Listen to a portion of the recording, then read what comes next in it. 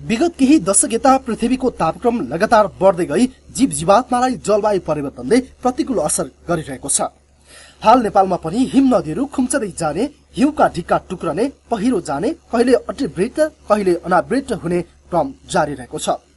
कतै हिमताल फुट्छ भने स्थायी हिउँरेखा माथितिर सर्दै जाने जस्ता असरहरू देखिन थालेको छ। यी असरहरू जलवायु परिवर्तनले निम्त्याएका प्रारम्भिक लक्षण भएको दावी गर्छन् जलवायु विश्लेषकहरू।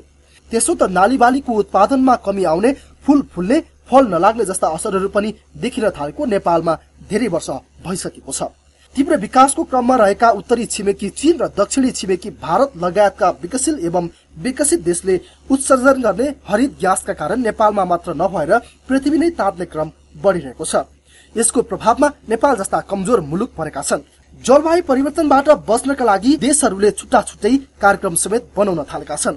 जलवायु परिवर्तनबाट समुदायमा परेको असरलाई न्यूनीकरण गर्न नेपालमा पनि काम भइरहेको छ, जसका लागि छुट्याइएको बजेट मध्ये 80% समुदायमा खर्चिनुपर्छ, जसका कारण समुदायलाई राहत पुग्ने बताउँछन् विज्ञान प्रविधि तथा वातावरण मन्त्रालयका engineer Govind Prasad Kharel.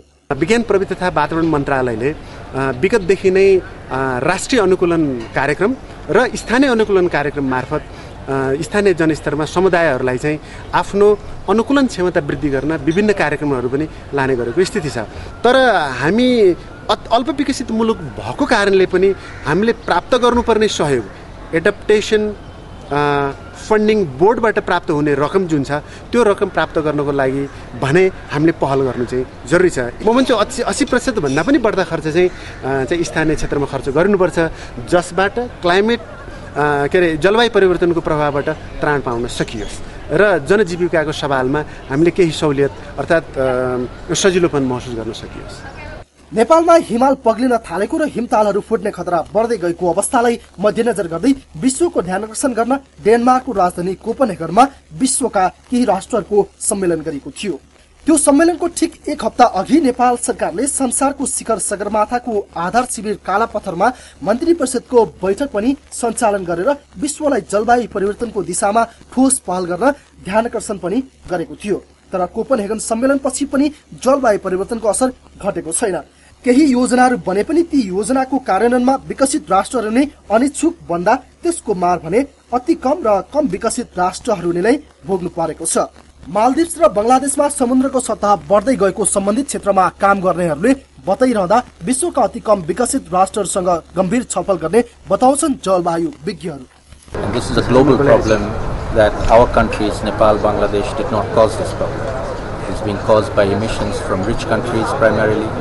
And so the solution has to be by rich countries first to reduce the emissions of greenhouse gases that cause the problem, and then everybody has to do what they can to reduce them. At the same time, poor countries, poor communities, they will have to deal with the consequences, they will have to learn to adapt, and that's what we are sharing here in this conference.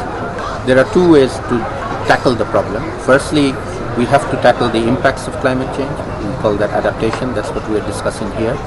The other one is we have to tackle the root cause. The root cause are emissions of greenhouse gases. That's not just here, it's all over the world. So everybody has to do it. It is a global problem. We need a global solution. जलवायु परिवर्तनले समुदायमा परेको असर बढी भएको छ। नेपालले यस्ता परिवर्तन र समस्यासँग अनुकूल वातावरण कसरी गर्ने भन्ने नै प्रमुख मुद्दा भएकोले अब नेपालले ढिलो नगरी कार्यक्रम अगाडि बढाउनु पर्ने बताउँछन् यस क्षेत्रमा काम गरिरहेका संस्थाका प्रतिनिधिहरू। तथा खाद्य सुरक्षा, जलस्रोत, ऊर्जा, त्यसपछि वन, जैविक विविधता, मानव स्वास्थ्य, शहरीकरण विभिन्न क्षेत्रहरूमा असर परेको छ जलवायु परिवर्तनले। पनि लेबरले काम गर्ने क्षेत्रहरूमा पनि सोही विषयगत क्षेत्रअनुसारकै विभिन्न असरहरू देखिएका छन्। जस्तै कृषि उत्पादकतामा ह्रास आउने, त्यसपछि जैविक विविधतामा कमी आउने, ह्रास आउने, कृषि उत्पादकत्व घट्ने, पानीका मुहानहरू सुक्दै जाने जस्ता समस्याहरू देखिँदैआएका छन्। यस्ता समस्याहरूलाई पनि राष्ट्रिय जलवायु परिवर्तन सम्बन्धी अनुकूलन कार्यक्रमले 6वटा विषयगत क्षेत्रहरूमा असर परेको छ भनेर छुट्याएको छ।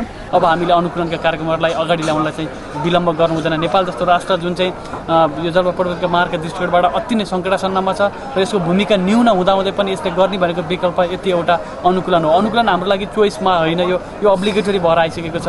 हामी अनुकूलन बाहेक अरू अन्य विकल्पमा जान सक्दैनौँ। यद्यपि मिटिगेसन भनेको हाम्रो सँगसँगै जान सक्ने पाटो हो, तर त्योभन्दा महत्त्वपूर्ण कुरा भनेको अनुकूलन रहिआएको छ।